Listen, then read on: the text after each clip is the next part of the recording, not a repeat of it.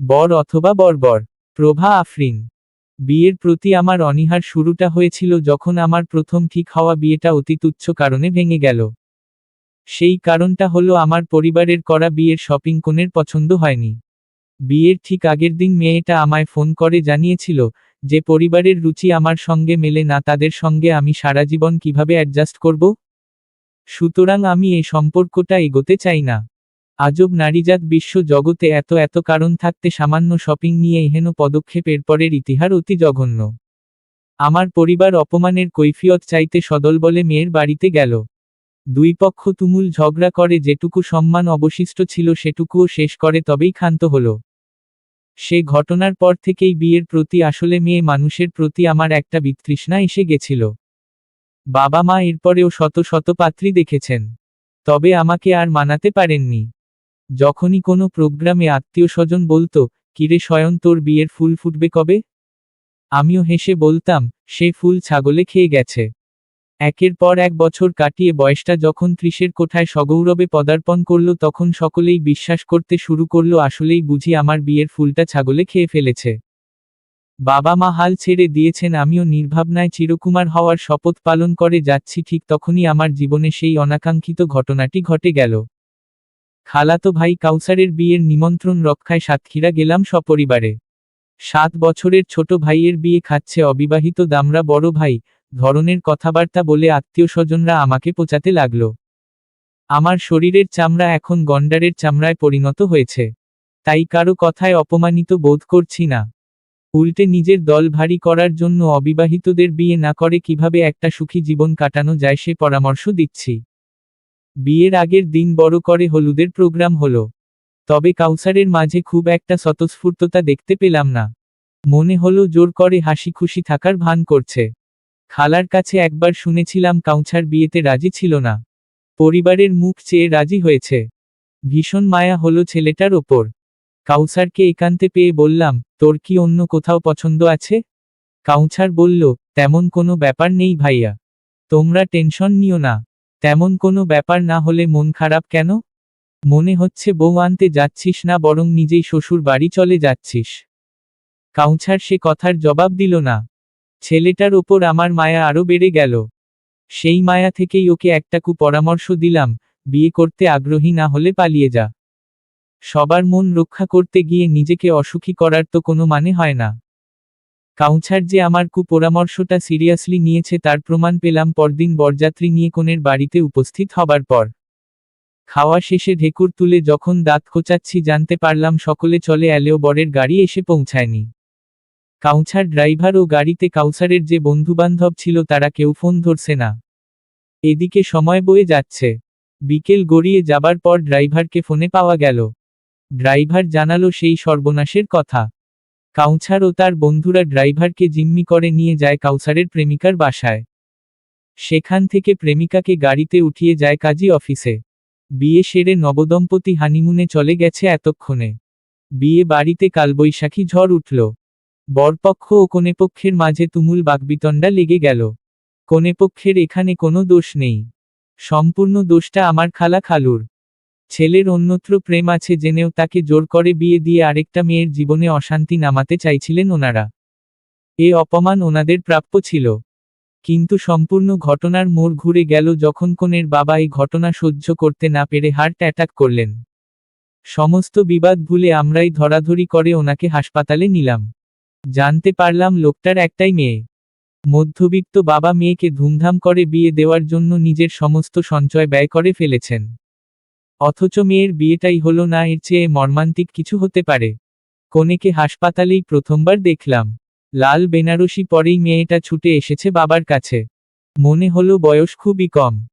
গতকাল কাউসারের জন্য যে মায়া হচ্ছিল আজ তা ঘুরে এসে মেয়েটার ওপর পড়ল। এইটুকু বয়সে এত বড় একটা ঘটনার সম্মুখীন হয়ে মেয়েটাও নিশ্চয়ই আমারই মতো বিয়ে বিমুখ হবে, পুরুষ জাতির ওপর বিতৃষ্ণা জন্মাবে আহারে। মেয়েটার প্রতি মায়া শুধু আমারই হলো না, হলো বরপক্ষের সকলেরই। তাই বাবা মা খালা খালুসহ সব মুরব্বিরা মিলে সিদ্ধান্ত নিয়েছে কাউসারের বদলে বর হবে স্বয়ন। অর্থাৎ আমি বিনা মেঘে বজ্রপাত ঘটল মাথায়। সমস্ত মায়া গায়েব হয়ে এবার কাউসারকে সহ দুটো গালি দিয়ে সবাইকে জানিয়ে দিলাম, আমি বিয়ে করব না। মা বললেন, দেখ বাবা, পরিস্থিতি যা তৈরি হয়েছে এর জন্য আমরা কেউই প্রস্তুত ছিলাম না। এ অবস্থায় যদি মেয়েটাকে ফেলে যাই ওদের সাথে অন্যায় করা হবে। আমার রাগ হলো। বললাম, অন্যের অন্যায় মেটানোর দায় আমাকে কেন নিতে হবে? বাবা গম্ভীর গলায় বললেন, আমাদের যদি আরেকটা ছেলে থাকতো তোকে বিয়ে করতে বলতামও না। নেহাত তুই আছিস বলে বলতে হচ্ছে। মেয়েটার বাবার অবস্থা ভালো না। এই মুহূর্তে উনাকে যদি আশ্বাস দিতে না পারি আরো বড় কিছু হয়ে যেতে পারে। তখন মেয়েটার একুলো যাবে ওকুলো যাবে। আর এত মিষ্টি একটা মেয়ে হাতছাড়া করার কোনো মানেই হয় না। আমি তবুও রাজি হলাম না। বললাম, মেয়ের বয়স দেখেছ? আমার সঙ্গে কোনোভাবেই যায় না। একে একে খালা খালু সহ সকলে বোঝালেন। তখনই কাউসারের ফোন এলো। খালা খালু ফোন দিয়ে ইচ্ছেমতো বকলেন। কাউসার দুঃখী দুঃখী মুখ করে ক্ষমা চেয়ে বলল, আসলে আমার আর কিছুই করার ছিল না। ভাগ্যিস শেষ মুহূর্তে শয়ন ভাই পালানোর বুদ্ধিটা দিয়েছিল। সাহস করে কাজটা করেই ফেললাম। তোমরা প্লিজ আমায় ক্ষমা করে দিও। এরপরে যে ঝড়টা এলো তা সামলানোর ক্ষমতা আমার ছিল না। মনে মনে নিজেকেই গালাগাল করলাম।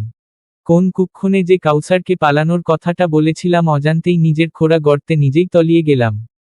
খাটের ওপর বসে আছে লাল শাড়ি পরিহিত এক নারী, যার নাক অবধি ঘোমটা টানা। কিছুক্ষণ পর পর ঘোমটার ভেতর থেকে নাক টানার শব্দ পাওয়া যাচ্ছে। শব্দটা অত্যন্ত বিশ্রী।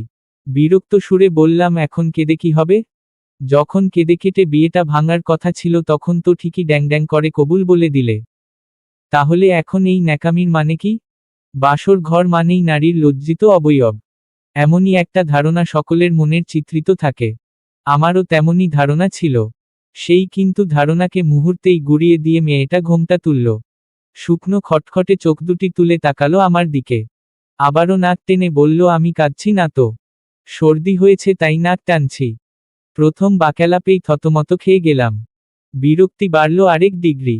বললাম, রাবিশ নাকে সর্দি নিয়ে বসে আছো কেন? টিস্যু নেই? খুঁজেছি, পাইনি। চেয়েছ কারো কাছে? না।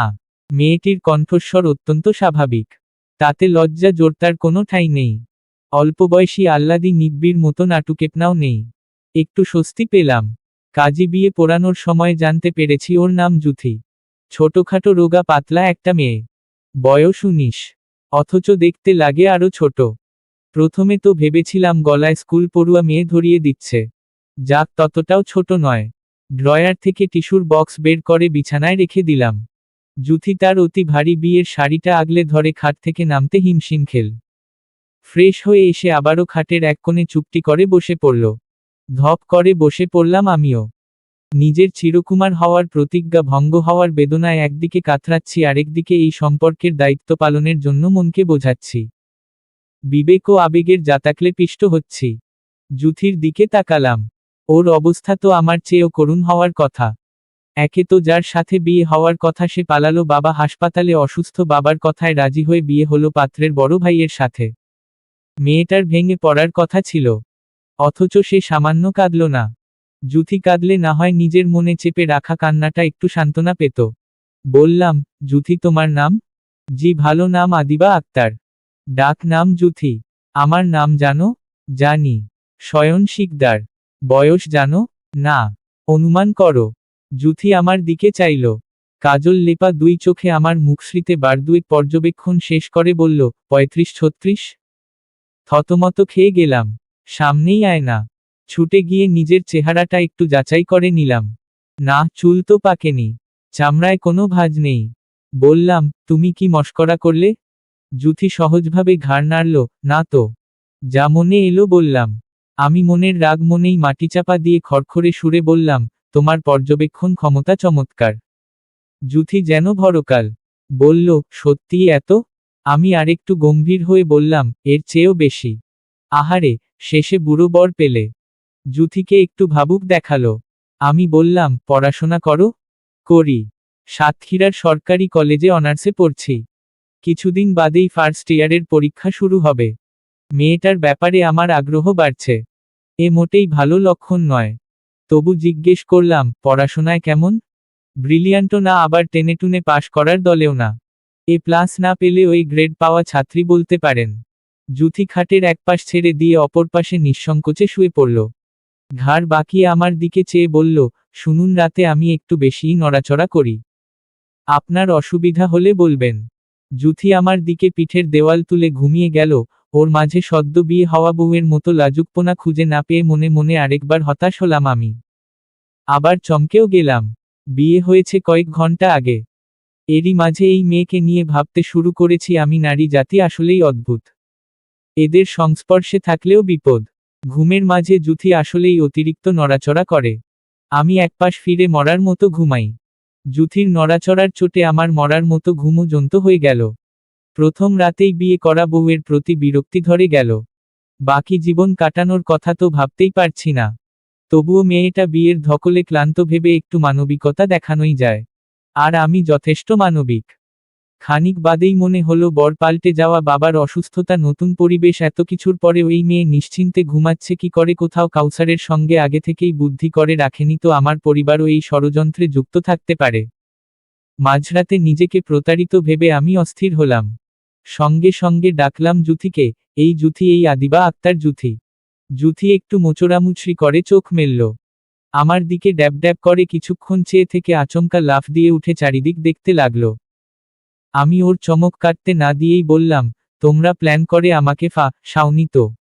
জুথি কিছুক্ষণ ফ্যালফ্যাল করে চেয়ে থেকে বলল, আপনি কি সিনেমার নায়ক? না। মিলিয়নিয়ার বা বিলিয়নিয়ার? তাও না। Scientist, doctor, engineer, BCS cadre অথবা বিজনেস টাইকুন? উহু। 6 প্যাক, 6 ফুট লম্বা, ফর্সা, হাজারো নারীর ক্রাশ? তা হতে যাব কেন? তাহলে আপনাকে আমি সাথে যাব কেন?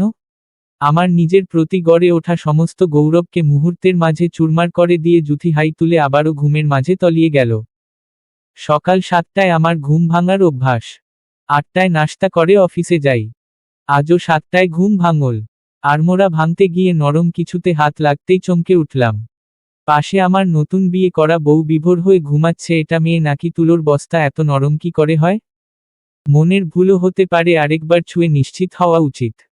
ভাবনাটা মনে আসতেই আমার সদ্য ব্রেকআপ করা চিরকুমার সত্তাটা ধিক্কার দিয়ে বলল, ছি শয়ন, এই চরিত্র নিয়ে তুই চিরকুমার হওয়ার বাসনা করেছিলি? আমি অপরাধীর মতো ক্ষমা চাইলাম সেই সত্তার কাছে। বললাম, এ ভুল আর হবে না। নারী জাতিকে আমি বিশ্বাস করি না। জুথিকে তো আরও আগে না। যে মেয়ে বাসর রাতেই স্বামীকে অসম্মান করে তার কাছ থেকে আমি আর কিই বা আশা করব? আমি গা ঝাড়া দিয়ে উঠলাম। জুথির ওঠার নাম নেই।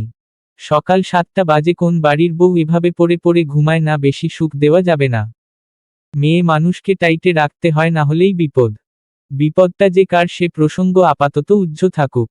জুথি খাটের বাইরে এক হাত ঝুলিয়ে শটান হয়ে ঘুমাচ্ছে। আমি গম্ভীর গলায় ডাকলাম, জুথি, এই জুথি। জুথি ওর ঝুলে থাকা হাতটা বুকে এনে গুটিসুটি মেরে শুয়ে বলল, আর একটু ঘুমাবো বাবা। বাবা? সে কি ভাবছে এখনো বাবার বাড়িতে রয়েছে? জুথির অবচেতন সত্তাকে মনে করিয়ে দিলাম ও বিবাহিত। বললাম, এই বিবাহিত জুথি। এই নতুন বউ জুথি। জুথি শটান উঠে বসল। আমাকে দেখে তড়িঘড়ি বুকের কাপড় ঠিকঠাক করে নিল। আমি আরো গম্ভীর হয়ে বললাম, এত বেলা করে ঘুমাবে না?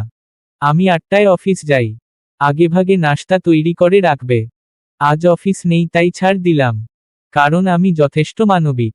জুথি চোখ বন্ধ করে কপাল কুঁচকে আছে। চোখ ডলে তাকানোর চেষ্টা করে বলল, ছাড়ি যখন দেবেন তখন ডাকলেন কেন?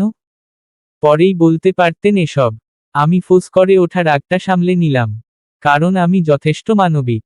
শান্ত সুরে বললাম, এটা তোমার বাবার বাড়িও না, শ্বশুর বাড়িও না। খালাশাশুড়ির বাড়ি। পরিস্থিতি বুঝে চলতে হবে। জুথি আর কিছু বলল না। আমি দ্বিতীয় উপদেশ দেওয়ার জন্য প্রস্তুত হলাম। জুথিকে তার গণ্ডি চেনাতে হবে। শুরুতেই মাথার ওপর উঠতে দিলে পরে আমার মাথাতেই, সে যাই হোক।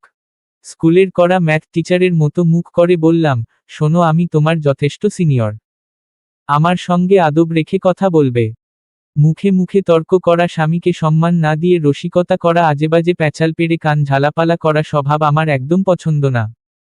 বউ যেহেতু হয়েছ, এসব মেনে চলতে হবে। আজকের জন্য এটুকু উপদেশই যথেষ্ট। যাও, শ্বশুর শাশুড়ির খোঁজ নাও গিয়ে। আমরা এখনো খালাবাড়িতে রয়ে গেছি। আজ দুপুরের খানাপিনা শেষে নতুন বউ নিয়ে ফিরব। মা এসে বললেন, যাওয়ার আগে নতুন বউকে নিয়ে ওর বাবার সাথে দেখা করে আয়। কথাটা শুনে জুথির মুখ আলোকিত হতে দেখা গেল। সেই প্রথম ওর গোমরা চেহারায় একটু হাসির ঝলক দেখলাম। গোলগাল ছোট্ট মুখটা হাসলে ভালোই দেখায়। মায়া মায়া একটা পরশ আছে যেন। আবারও আমার প্রাক্তন সত্তা আমাকে সতর্ক করে দিল, নারী জাতি মায়ার ভান করেই সব ধ্বংস করে। সাবধান। আমি সাবধান হয়ে গেলাম। সারাদিন জুথির থেকে যতটা সম্ভব দূরে থাকলাম। কারো সঙ্গেই বিশেষ কথাবার্তা বললাম না। সবাই ভাবল এই বিয়েটা আমি মেনে নিতে না পেরে ভীষণ কষ্ট পাচ্ছি। মুরব্বিরা নানান পরামর্শ দিয়ে কান ঝালাপালা করে দিল। বিকেলে জুথিকে আর এড়াতে পারলাম না। ঢাকার উদ্দেশ্যে রওনা হওয়ার সময় জুথি আমার পাশেই বসল। বাবা মা বসলেন সামনের সিটে। গাড়ি হাইওয়েতে উঠতেই বুঝলাম জুথি জার্নি করতে পারে না। বমি টমি করে সবাইকে নাজেহাল করে ছাড়ল। এরপর ক্লান্ত শরীরে আমার কাঁধেই মাথা রেখে ঘুমিয়ে পড়ল। ওর নরম গাল আমার গলার সঙ্গে লেপ্টে আছে। আশ্চর্য, মেয়েমানুষ এত নরম হবে কেন?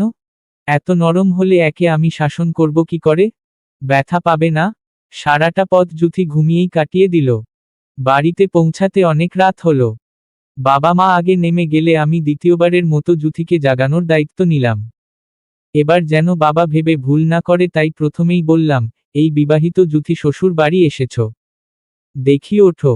জুথি এবারও ঘুম থেকে উঠে আগে বুকের কাপড় ঠিক করল। মেজাজ খারাপ হলো আমার। সারা রাস্তা গায়ের ওপর পড়ে থেকে এখন খুব সংকোচ দেখানো হচ্ছে। জুথিকে রেখেই আমি নেমে গেলাম।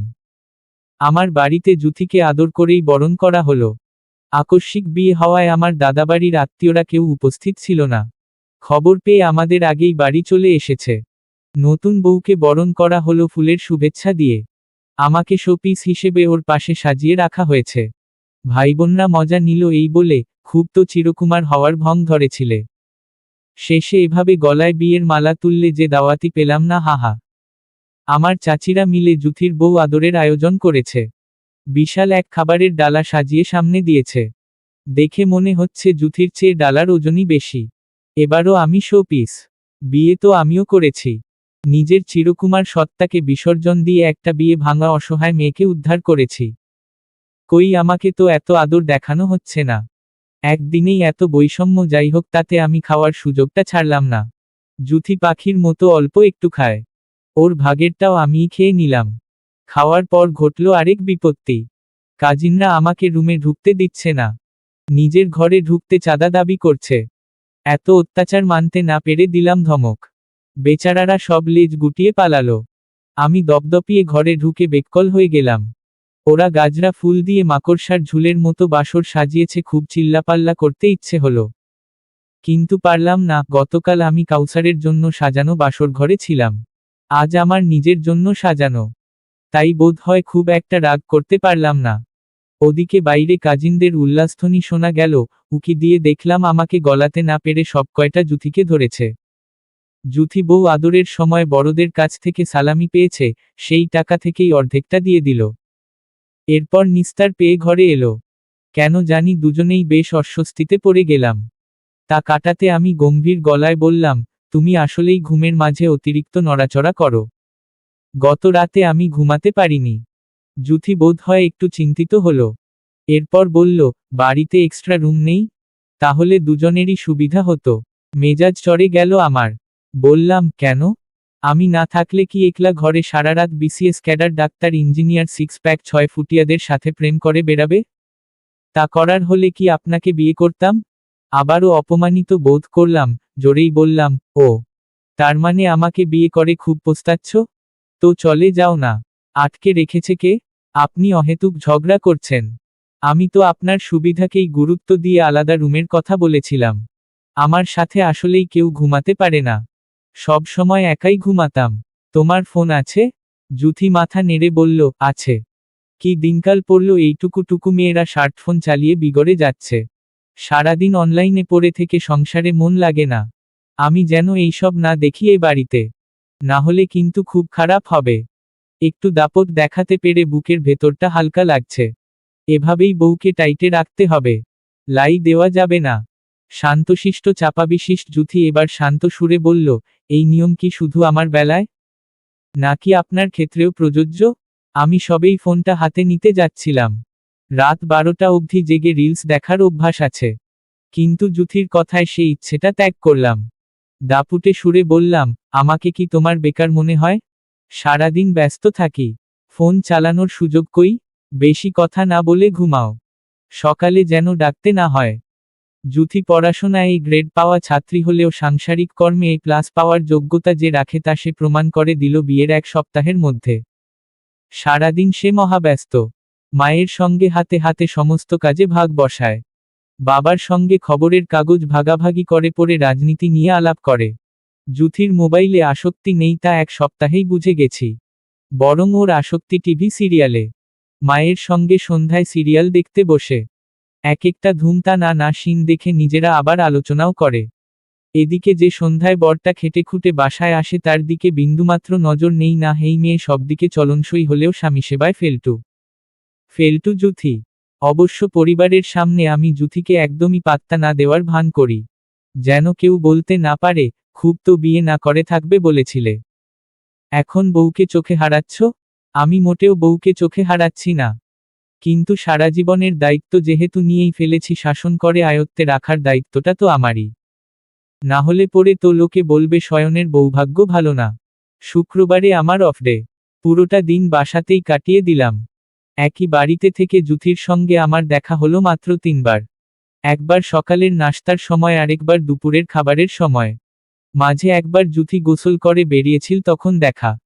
ওড়না রেখে বাথরুমে ঢুকেছিল, বেরিয়ে আমাকে দেখা মাত্রই এমনভাবে ওড়নাটা বুকে আগলে নিল যে অপমানিত বোধ করলাম।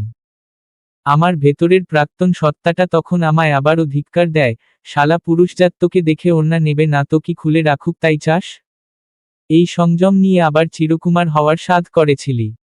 প্রাক্তনের উপহাস সহ্য করতে না পেরে জুথিকে দিলাম এক ঝাড়ি। তোমার কি ধারণা আমি তোমার দিকে চেয়ে থাকি? আমার কি কোনো কাজ নেই? আমার কি দেখার জিনিসের অভাব? জুথি বোকা বোকা চোখে চেয়ে বলল, আমি আবার কি করলাম? আমি চোখ পাকিয়ে বলে উঠলাম, আমাকে দেখে এভাবে ওড়না খাবলে ধরার কি আছে? আমি কি তোমার ওড়না টেনে ধরি? জুথি লজ্জায় মিনমিন করে উঠল। ওকে বেকায়দায় পড়তে দেখে আমি মনে মনে আনন্দিত হলাম। আরও দুটো কথা শোনাতে মন চাইল। সারাদিন টিভি সিরিয়ালে এইসব জিনিস দেখে মাথা বিগড়েছে তাই না? টিভিই আমি রাখবো না বাড়িতে। স্বামী বলতে একটা প্রাণী আছে বাড়িতে, সেদিকে কোনো খেয়ালই নেই। মানুষ বিয়ে করে সেবা পেতে, আর আমি বিয়ে করেছি ঘুম, সেবা, শান্তি সব শিখেও তুলতে। কোথাও শান্তি নেই। জুথির মুখটা একদম ছোট হয়ে গেল। ও মাথা নত করে চলে যেতেই মনে হলো এতটা রেগে বলা উচিত হয়নি। আবার মনে হলো বলেছি, বেশ করেছি। স্বামীর দিকে মন না দিলে সংসার হয় বেখেয়ালি মেয়ে একটা। জুথি যে আমার কথাকে এতটা গুরুতরভাবে নেবে চিন্তাও করিনি। রাতে ও আর ঘরেই এলো না। ওর নড়াচড়ায় ঘুমাতে না পারা আমি আজ একদম শান্ত নিবিড় বিছানাতেও ঘুমাতে পারলাম না। একটু পর পর পাশের বালিশটাতে নাক ডুবিয়ে ঘ্রাণ নিলাম। এই মেয়ে গায়ে ইন জাতীয় কিছু মাখে নাকি? না হলে এমন খোরের মতো শুকতে ইচ্ছে করে কেন? ভোরের দিকে দেখলাম জুথি চোরের মতো ঘরে ঢুকছে। তো চক্ষু নিয়ে তাকালাম। ধরা পড়ে বলল, চার্জার নিতে এসেছি। আমি কিছু না বলে পাশ ফিরে শুয়ে পড়লাম। জুথি যাওয়ার সময় ফুরফুরে কণ্ঠে বলল, আজ নিশ্চয়ই আপনার ভালো ঘুম হয়েছে। কি জানি কোন অভিমানে আমি কোনো জবাবই দিলাম না।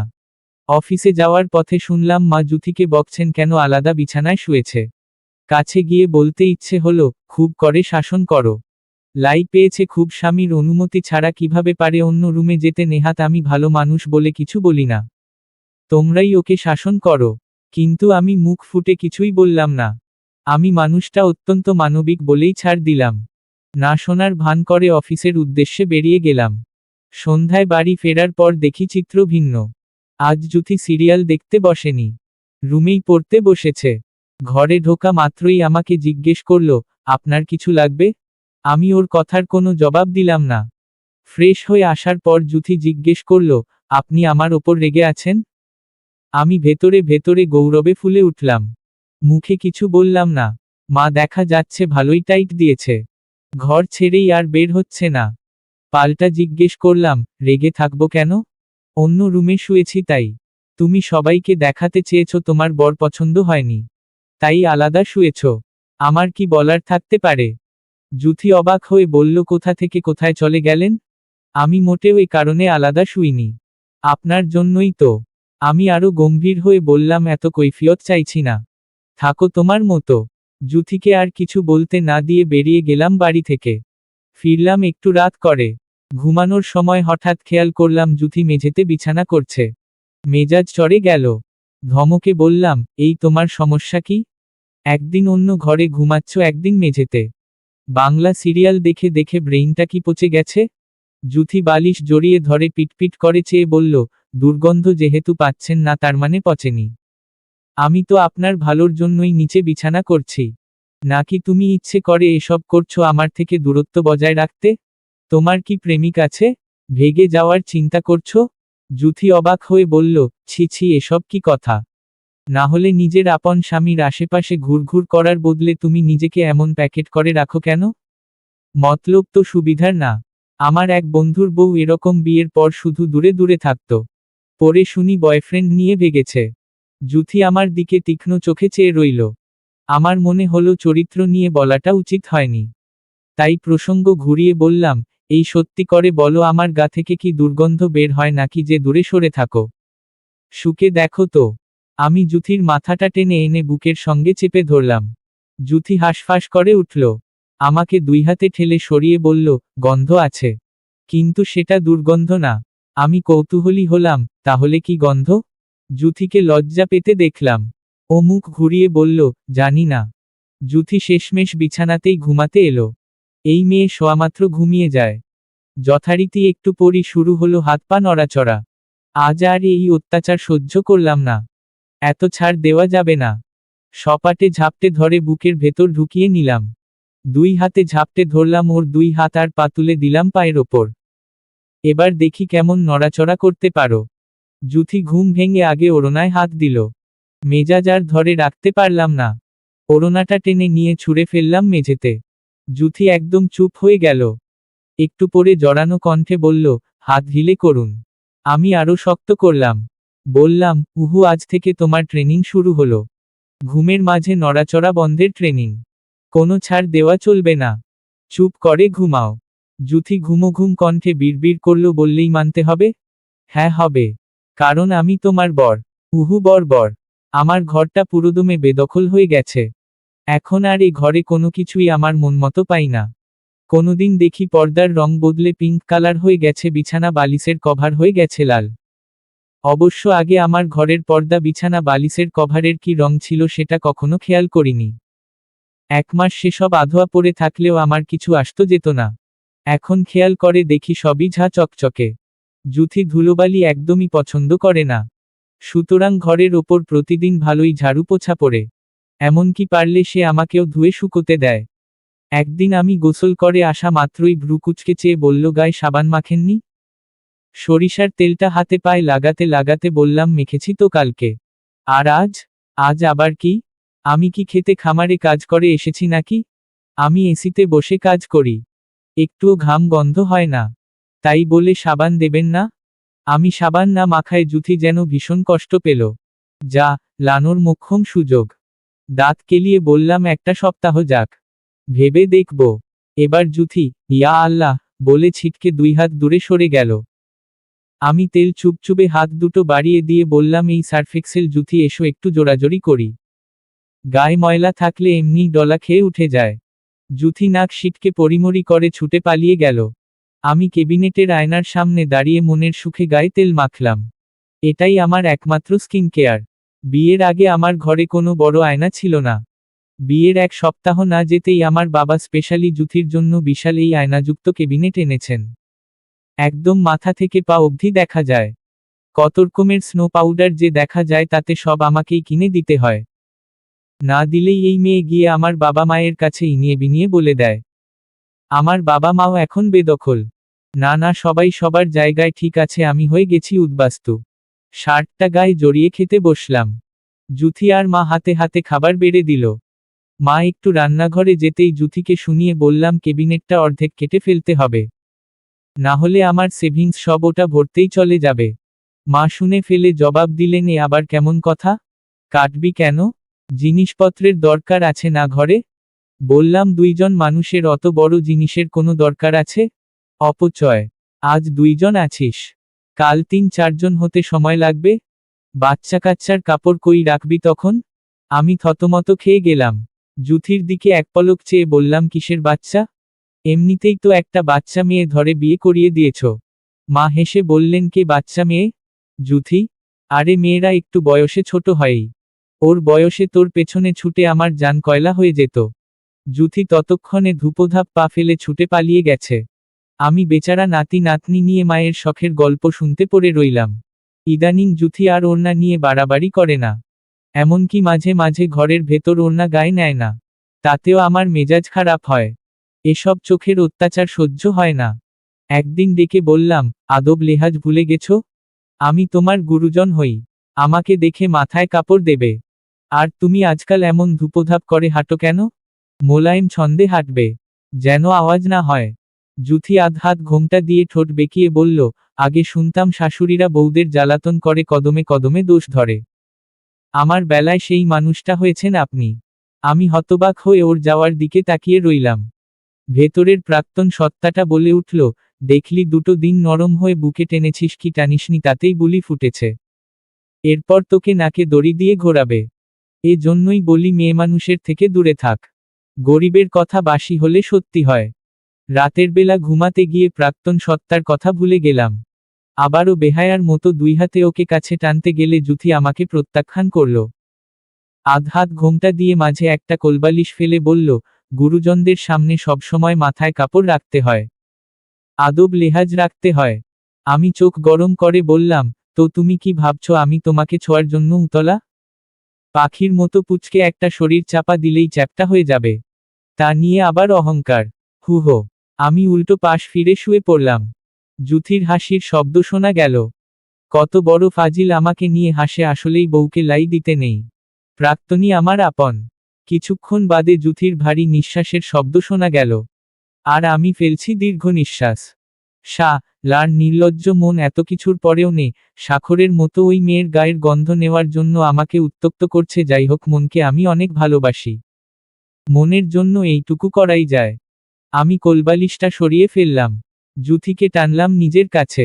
আমি ওর সারা মুখে ছুঁয়ে ছুঁয়ে দেখলাম। জুথির গাল দুটো এত নরম যে আঙুল ছোঁয়ালেই ডেবে যায়। জুথি হঠাৎ আমার হাত ধরে ফেলল। বলে উঠল, মুরুব্বি মুরুব্বি উহু উহু। চমকে উঠে বললাম, তুমি ঘুমাওনি? সুরসুরি দিলে ঘুম হয়? আমতা আমতা করলাম, আমি তো মশা তাড়াচ্ছি। আবছা আলোয় দেখলাম জুথি ঠোঁট টিপে হাসছে। বলল, আপনি সবসময় আমার সাথে ক্যাটক্যাট করেন কেন? আমার বিবাহিত বান্ধবীদের থেকে গল্প শুনতাম ওদের বরেরা কত কেয়ার করে। আর আপনি খালি ধমকান আর দোষ ধরেন। আপনি বর না, আপনি একটা বর্বর। এইটুকুনি পাখির সাইজের একটা মেয়ে তুমি আমায় বর্বর বলো? বর্বরতা কি তুমি চেনো? জুথি সে কথার জবাব না দিয়ে বলল, মুরুব্বি আপনি আমাকে যত ছোট ভাবেন আমি ততটাও ছোট না। জুথি যে ছোট না এই সত্যটার মুখোমুখি হয়ে আমি এলোমেলো হয়ে গেলাম। আমার প্রাক্তন সত্তা সেই মুহূর্তে উকি দিয়ে বলল, সাবধান, স্বয়ং নারীর মোহে ভুলিস না। সংযমী হ।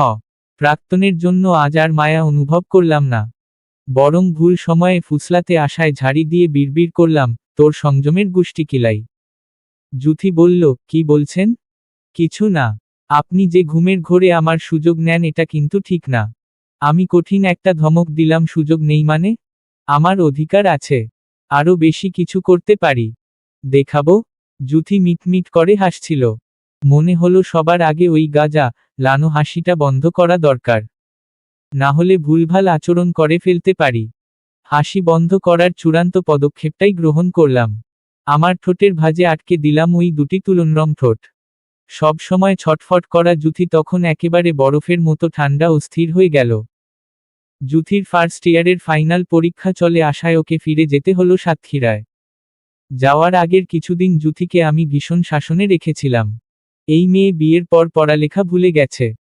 পড়ে ফেইল করলে লোকে ভাববে সাংসারিক চাপে বুঝি পড়ার সময় পায় না। আসলে যে সে পড়তে চায় না তা কেউ বলবে না।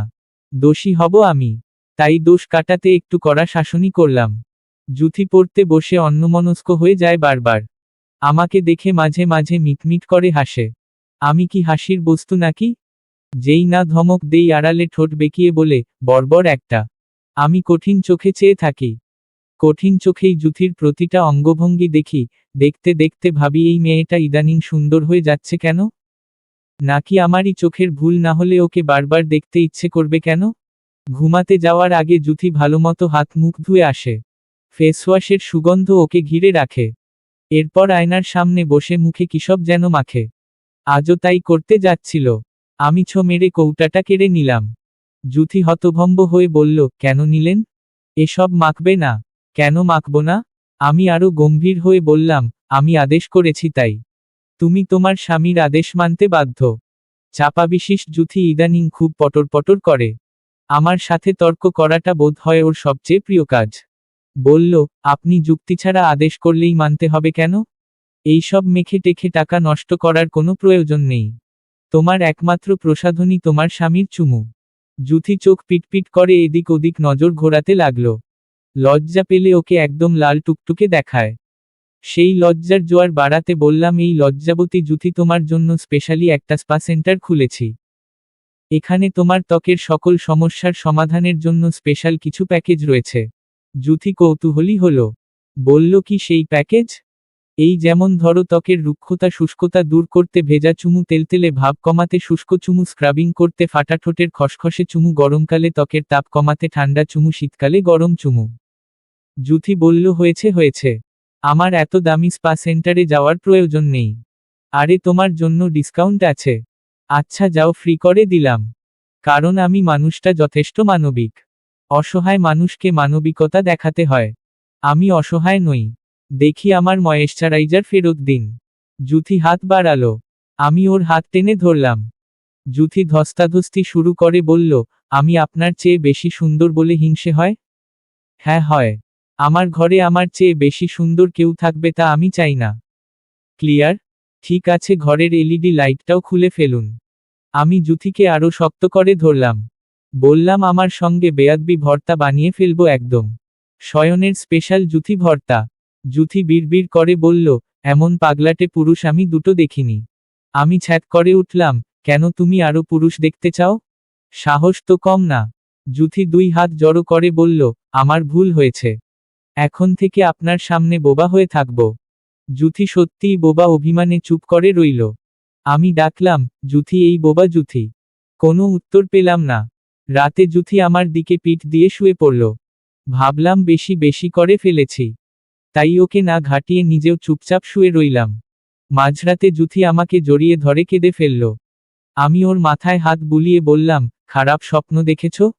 জুথি বলল, হ্যাঁ, ঘুমের মাঝে দেখেছি আপনি আমাকে শুধু শুধু ধমকাচ্ছেন। আচ্ছা, আর ধমকাব না। জুথি যেন এবার কিছুটা রাগ নিয়েই বলল, ধমকানোর জন্য আর আমাকে পাবেন না। আমি তো বাপের বাড়ি চলে যাব। ওহ, আমারও এবার মন খারাপ হলো।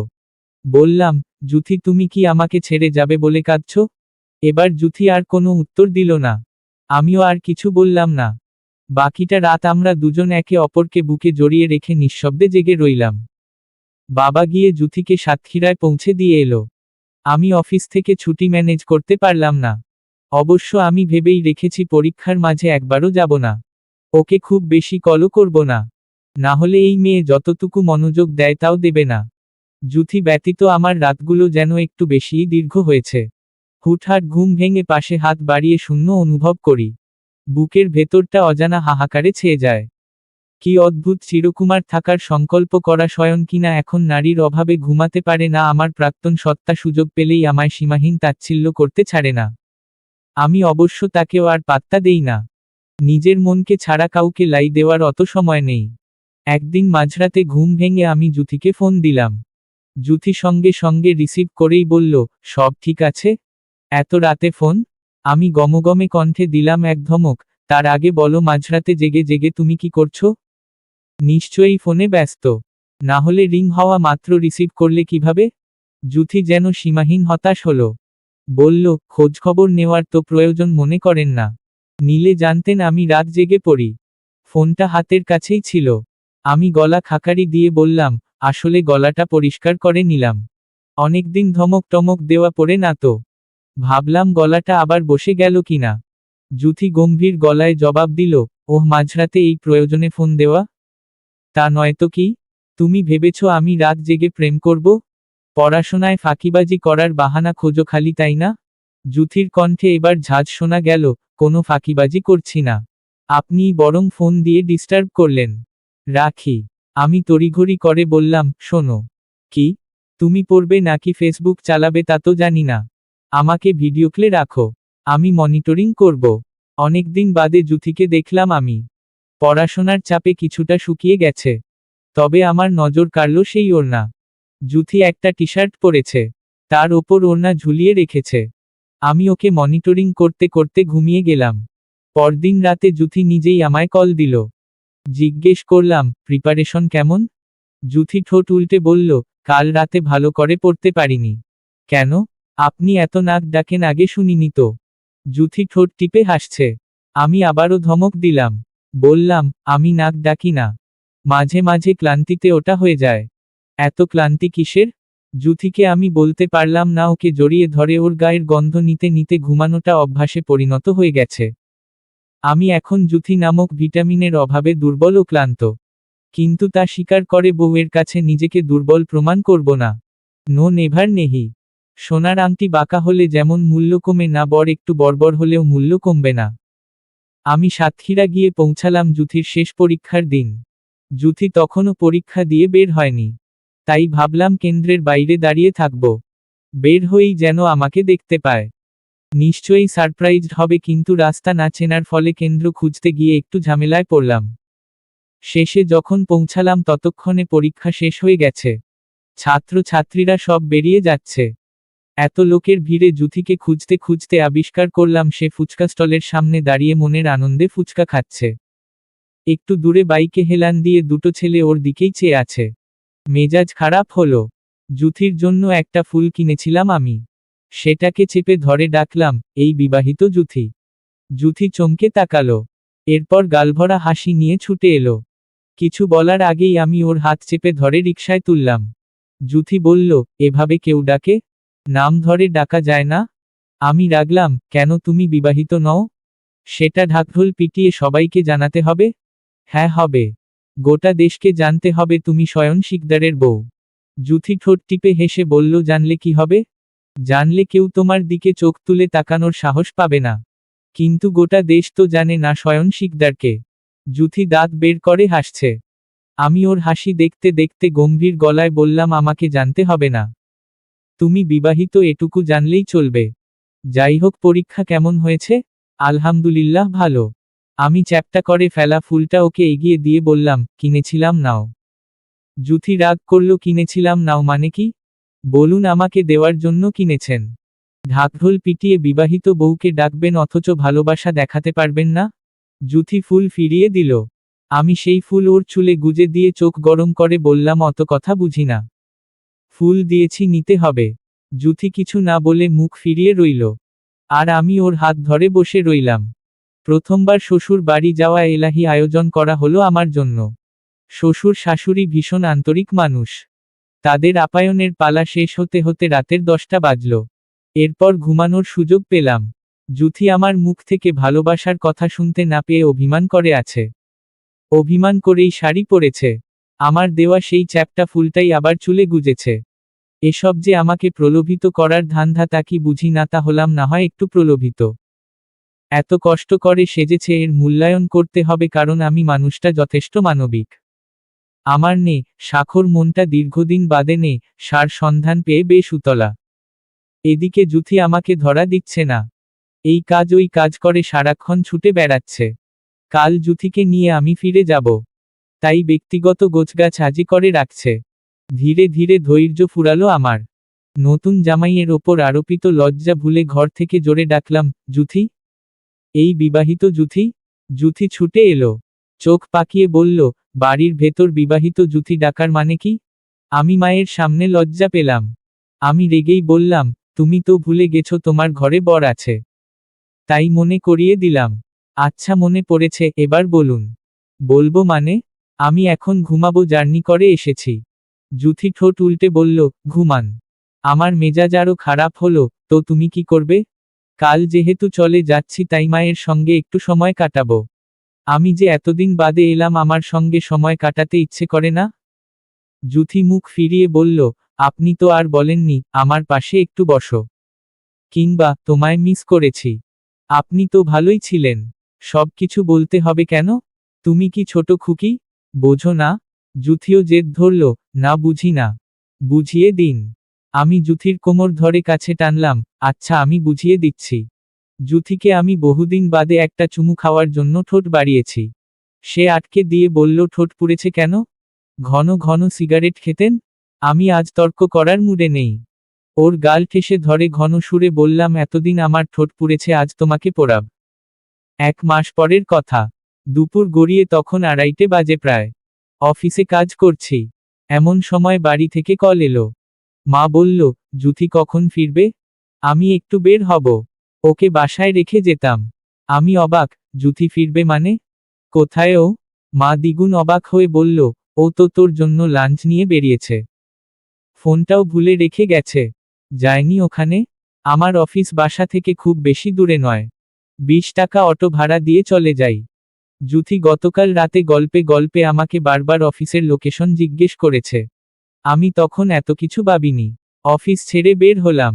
পথঘাট না চেনা এই মেয়েকে এখন কোথায় পাই? তার উপর ফোনটাও নেয়নি। অফিসের চারপাশের গলিতে 2 চক্কর দিলাম। খুঁজে পেলাম মার্কেটের মধ্যে। আমাকে দেখে ছুটে এসে বুকে ঝাঁপিয়ে পড়ল জুথি। অনুযোগের সুরে বলল, আমি কতক্ষণ ধরে আপনার অফিসটা খুঁজছি। পাচ্ছিই না।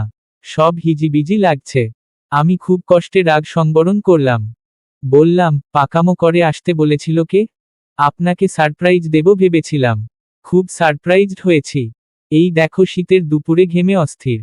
জুথি সরল নিষ্পাপ চাহনি দিয়ে বলল, সরি। শরীর গুষ্টি কিলাই। বাসায় চলো। আর একদিন যদি এরকম বোকামি করেছ তো ঠ্যাং ভেঙে ঘরে বসিয়ে রাখব। জুথির হাত ধরে রিকশায় তুললাম। অফিসে না এনে সোজা বাসায় নিয়ে গেলাম। পুরোটা রাস্তা আচ্ছামতো ঝাড়লাম ওকে। জুথি একদম চুপ করে রইল। বাসায় ফিরে জুথি সোজা ঘরে ঢুকেছে। আমি খাওয়ার সময়ও বের হয়নি।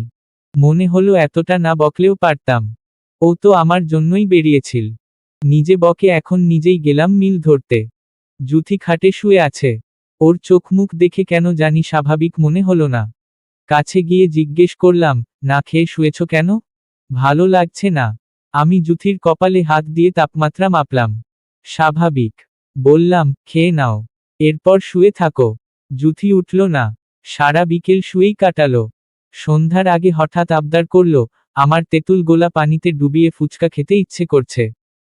এনে দিন না। এগুলো বাজে খাবার। ভালো কিছু খাও।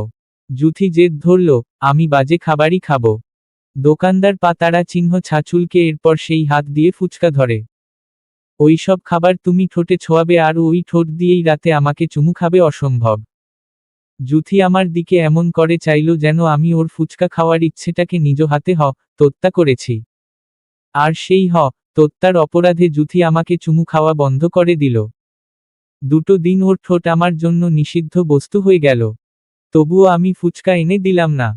পরদিন দেখলাম শাশুড়ি বৌমা মিলে একসাথে বসে ফুচকা খাচ্ছে। আমি কিছু না বলে জুথির দিকে একটা কড়া চাহনি দিয়ে ঘরে ঢুকে গেলাম।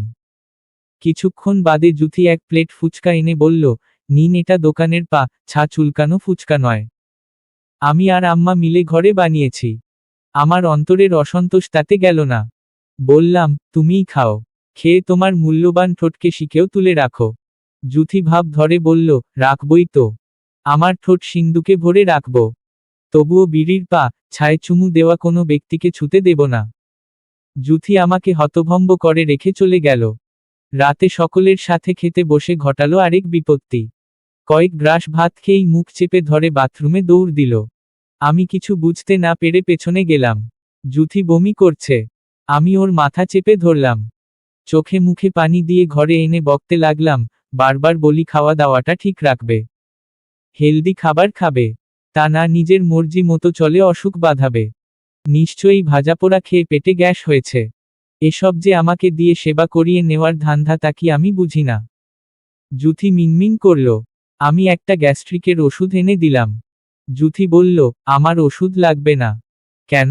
আপনি বুঝবেন না? আমাকে কি অশিক্ষিত মনে হয়? তা তো মনে হয় না। তাহলে বুঝবো না কেন? জুথি জবাব না দিয়ে মাথা নিচু করে রইল। ওর হেয়ালিতে আমার মাথা ধরে গেল। কিছু না বলে চুপচাপ বেরিয়ে গেলাম। মাঝরাতে জুথি আমার বুকের ওপর উঠে এলো। দুদিন ধরে শিকেও তুলে রাখা ঠোঁটের নিষেধাজ্ঞা ভেঙে আমার গাল ভিজিয়ে দিল। আমি বললাম, হঠাৎ এত দয়া এলো কোত্থেকে?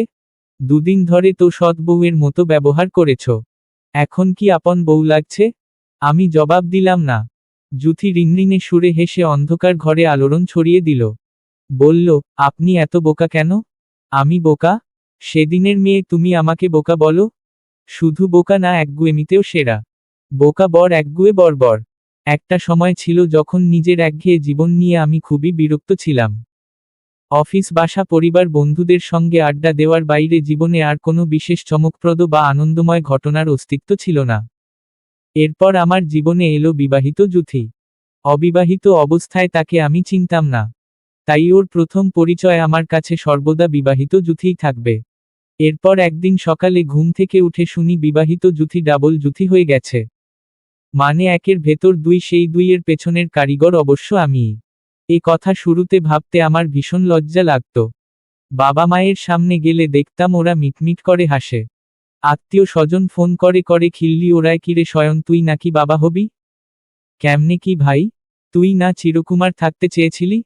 বন্ধুরা হেসে বলে, স্বয়ন তো 5G স্পিডে ড্যাডি হয়ে গেলি, তোর না চিরকুমার থাকার কথা? আর আমার সেই ছ্যাঁকা খাওয়া প্রাক্তন সত্তা, সে তো আমায় থিমে রে চিরতরে চলে গেছে। যাওয়ার আগে বলেছে লাবে ইমান আমার সঙ্গে এঙ্গেজ থাকা অবস্থায় নিশ্চয়ই রাতে লুকিয়ে লুকিয়ে ইমরান হাশমির ভিডিও দেখতি। না হলে এত অধঃপতন কি করে হলো? ওচা বদ মাস। আমি তোর চেয়ে বেটার ডিজার্ভ করি। সকলের তাচ্ছিল্য সহ্য করতে করতে আমি এমনিতেই ডিপ্রেসর ছিলাম। সেই ডিপ্রেশন আরেক দফা বাড়িয়ে দিল জুথি। বাচ্চা পেটে আসার পর থেকে আমাকে যেন সহ্যই করতে পারে না। ওর অত্যাচারে প্রতিদিন সাবান ডলে 2 বেলা গোসল করতে হয়। না হলে নাকি আমার গা থেকে শুটকির মতো গন্ধ বের হয়। শুটকির গন্ধওয়ালা বরকে ওর চুমু খেতে ইচ্ছে করে না, জড়িয়ে ধরতে ইচ্ছে করে না, আবার পারফিউমও মাখতে পারি না ওর জ্বালায়। খালি গন্ধ আর গন্ধ। তাই আমি এখন ওর কাছে গন্ধবর হয়ে গেছি। নেহাত আমি মানুষটা যথেষ্ট মানবিক, তাই বউয়ের এত জ্বালা সহ্য করি। জুথির নতুন নাম দিয়েছি বমিকল। সারাদিন ওই একটা কাজই মন করে সে, উঠতে বসতে বমি। ঝগড়া করলেই হুমকি দেয়, আপনার গায়ে কিন্তু বমি করে দেব। আমিও কি দমে যাওয়ার পাত্র নাকি পাল্টা হুমকি দেই করেই দেখো না। 1 সপ্তাহ গায়ে সাবান মাখব না, না মাখলেন আমিও আপনার কাছে ঘেঁষব না। আমি যেন ঘেঁষাঘেঁষি করতে বসে আছি। জুথি গাল ফুলিয়ে বলে, রাতে যেন কেউ আমার গায়ে হাত না দেয়, রাতে যেন কেউ আমার বুকে মাথা না রাখে। মনে থাকবে। রাতে ঘুমানোর সময় জুথি ওর বালিশ আর কাঁথা নিয়ে হাঁটা দিল। আমি কাঁথা টেনে ধরলাম, কোথায় যাওয়া হচ্ছে? আম্মার সাথে ঘুমাবো। সে যেখানে খুশি ঘুমাতে পারো, আমার বাচ্চা রেখে যাও। জুথি কপাল কুঁচকে বলল, বাচ্চা পেট থেকে বের হলে রেখে যাব। ঠিক আছে, বের হলেই যেও, আমি এখনই যাব। জুথি জেদ ধরে। ইদানিং ওর রাগ জেদ অভিমান বেড়েই চলেছে। আমি বললাম, আমার এখনই বাচ্চাকে লাগবে। এখনই দেবে তুমি? জুথি কাঁথা বালিশ ছুঁড়ে ফেলে বিছানায় এলো। আমি ওর কোমর জড়িয়ে ধরে পেটে ঠোঁট রেখে বলতে লাগলাম, শোন বাপ, তুই আমার পক্ষে থাকবি। তুই আর আমি মিলে এই বিবাহিত জুথিকে টাইট দেব। আপাতত তোর ভালোর জন্য ওকে কিছু বলতে পারছি না। বুঝতে পারছিস আমার কষ্ট? জুথি ঠোঁট বেঁকিয়ে বলল, কি কষ্ট? আহারে, চোখে জল চলে এলো। বাচ্চা আমার পেটে না এসে আপনার পেটে আসা উচিত ছিল। যেহেতু আসেনি, সুতরাং আমার জিনিস নিয়ে দূরে যাওয়ার কথা চিন্তাও করা যাবে না। মনে থাকবে? না ভুলে যাব। ছোটখাটো পাখির মতো জুথি ইদানিং রসগোল্লার মতো হয়ে যাচ্ছে। স্বাস্থ্য বাড়ছে, পেটটাও উঁচু হচ্ছে। একদিন মাঝরাতে হুট করেই ঝাঁকিয়ে আমার ঘুম ভাঙাল। বলল, বাবু নড়ছে, হাত দিন, ফিল করুন। আমি পেটে হাত রেখে কিছুই বুঝতে পারি না, অথচ জুথির চোখে পানি। আমি উদ্বিগ্ন হলাম। বললাম, এই বাপ, নড়িস না, তোর মা ব্যথা পায়। জুথি বলল, ব্যথা পাই না। তাহলে কাঁদছ কেন? খুশিতে। আমার বাচ্চা নড়াচড়া শিখে গেছে। তাহলে বাপ, তুই আরো বেশি করে নড়াচড়া কর, ব্যায়াম কর, হাডুডু খেল। জুথি ভ্রু কুঁচকে বলল, সবসময় বাপ বলেন কেন? মাও তো হতে পারে। বাপ হলে বাপ, মা হলেও বাপ। আর আমি তোমার বাচ্চার বাপ। আর আমি আপনার কি? তোমার বিবাহিত জুথি থেকে প্রমোশন হয়েছে, তুমি এখন বাচ্চার মা জুথি। জুথির পরবর্তী দিনগুলো কাটল খুবই অসুস্থতায়। রাতে ভালোমতো ঘুমাতে পারে না। শরীরে পানি আসে। সারাক্ষণ অস্থির অস্থির করে। ভালোমন্দ রান্না হলে পেট ভরে খেতেও পারে না। ওকে দেখে আমার কষ্ট হয়। সান্ত্বনা দিতে গেলে আমার ওপর উল্টো চড়াও হয়ে বলে দূরে থাকুন। আপনার জন্যই আমার এই অবস্থা। আপনাকে আমি কোনোদিন ক্ষমা করব না।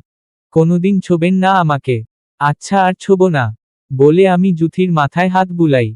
জুথি কাঁদতে কাঁদতে বলে থাকবো না আর আপনার সাথে। আপনাকে আপনার বাচ্চা বুঝিয়ে দিয়ে আমি বাবার বাসায় চলে যাব। মায়ের কোলে গিয়ে সারাদিন রাত ঘুমাবো। কতদিন ভালো করে ঘুমাই না।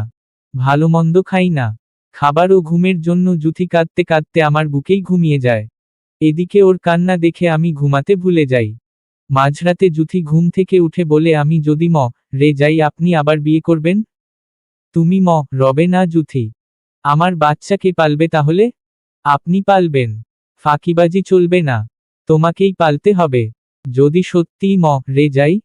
এ আলাপ দীর্ঘ হতেই থাকে। শেষে ধমক দিয়ে বলি তুমি কি ভেবেছ তুমি রলে আমি পাগল হয়ে যাব? রাস্তায় রাস্তায় ঘুরব? জি না। প্রাক্তনকে ফিরিয়ে এনে ওর সঙ্গেই বিন্দাস বাকি জীবনটা কাটিয়ে দেব। জুথি কেঁদে ফেলল জানতাম আমি রলে আপনি আমাকে ভুলে যাবেন। ভুলব কি না তা দেখার জন্য তো তুমি থাকবে না। তাহলে এত চিন্তা কিসের? জুথি চোখ মুছে বলল আমার সংসারে প্রাক্তন নিয়ে থাকবেন আপনি? এত শখ আপনাকে আমি সুখে থাকতে দেব ভেবেছেন? আমি আপনার ঘাড়েই চেপে থাকব। আমি দীর্ঘনিশ্বাস ফেলে আবার ওর মাথাটা বুকে টেনে এনে বলি ঘাড়ে চেপে থাকতে হলে অসুস্থতার সঙ্গে ফাইট করতে হবে জুথি। রে গেলে চলবে না। আমি জানি তুমি ফাইট করতে পারবে। এত সুন্দর বর ছেড়ে কি কেউ চলে যেতে পারে? জুথি ফোপাতে থাকে আমার জন্য আপনার একটুও মায়া হয় না। আমি জানি। আমি বিড়বিড় করি তুমি আমার ঘর হয়ে গেছো জুথি। ঘর ছাড়া আমি কোথায় আশ্রয় পাব? তোমার বরের যে বর্বর হওয়া ছাড়া আর কোনো যোগ্যতাই নেই। তারপর এক হেমন্তের সকালে আমার একমাত্র বিবাহিত জুথি সত্যি সত্যি প্রমোশন পেয়ে বাচ্চার মা জুথি হয়ে গেল। আমাদের জীবনে এলো প্রথম কন্যা সায়নী শিকদার জুই। জুই আমার কোলে আসার পর আমি নিজের দাপট হারালাম। কণ্ঠ একটু উঁচু হয়ে গেলেই সতর্ক হয়ে যাই মেয়েটা আমার ভয় পেল না তো অন্যদিকে জুথি হলো আরও দাপুটে। আমার সঙ্গে চোখ রাঙিয়ে কথা বলে। পুরো সংসার ওর কথায় চলে। জুই হয়েছে ছোট্ট একটা পাখির ছানা। দিনের বেলা সে সাদা পায়রা। রাতে পেঁচা পাখি। সারারাত নিজেও জাগে চিৎকার করে পুরো বাড়িকেও জাগিয়ে রাখে। মাতৃত্বের ধকলে বিধ্বস্ত জুথি কান্না থামাতে থামাতে বিরক্ত হয়ে আমার দিকে চেয়ে বলে 9 মাস পেটে রাখলাম আমি বের হলো একদম বাপের মতো কিছু হলেই গলা চড়িয়ে দেয়। আমি গর্বের সঙ্গে বলি আমার মেয়ে তো আমার মতোই হবে। কষ্ট পেও না পরের 5টা তোমার বের মতো হবে। কয়টা? মাত্র 5টা। এরপর যদি মুড হয় না হয় সংখ্যা বাড়বে। জুথি সঙ্গে সঙ্গে জুইকে আমার কোলে ধরিয়ে দিয়ে বলে নিন এটাকে আগে সামলে দেখান। আমি পরেরটা প্রস্তুতি নিচ্ছি। জুইকে সামলাতে গিয়ে মাঝরাত পেরিয়ে যায়। ভোরের দিকে জুইকে ঘুম পাড়িয়ে আমি জুথির পাশে ভিড়ি। জুথি ঠোঁট টিপে হেসে বলে সামাল দিতে পারলেন অবশেষে। আমিও হার মানার পাত্র নই। জবাব দেই আমি তো পারলাম। তোমার প্রস্তুতি কতদূর? জুথি পালানোর সুযোগ খোঁজে সরুন তো। সকালে কত কাজ আমার। একটু ঘুমিয়ে নিই। আমি খপ করে ওকে ধরি এই ফাঁকিবাজ জুথি। এখন তোমার একমাত্র কাজ আমাকে সময় দেওয়া। জুথি আমার বাহুতে আবদ্ধ হয়ে গাল ফোলায় আমার কি একটা সুন্দর নাম পাওয়ার অধিকার নেই? খালি ফাঁকিবাজ জুথি বাচ্চার মা জুথি ডায়পার লাভার জুথি। ভালো কথা বাবুর ডায়পার শেষ হয়ে যাবে কাল। বিকেলের মধ্যে এনে দেবেন। আমি হেসে উঠলাম দেখলে তো কেন তোমায় ডায়পার লাভার জুথি বলি। একটা ভালো নাম অবশ্য আছে তোমার। শুনবে? কি সেটা? আমি আরো নিবিড় হই। জুথিকে বুকের ভেতর ঝাপটে ধরে জবাব দেই শয়নের জান জুথি। সমাপ্ত।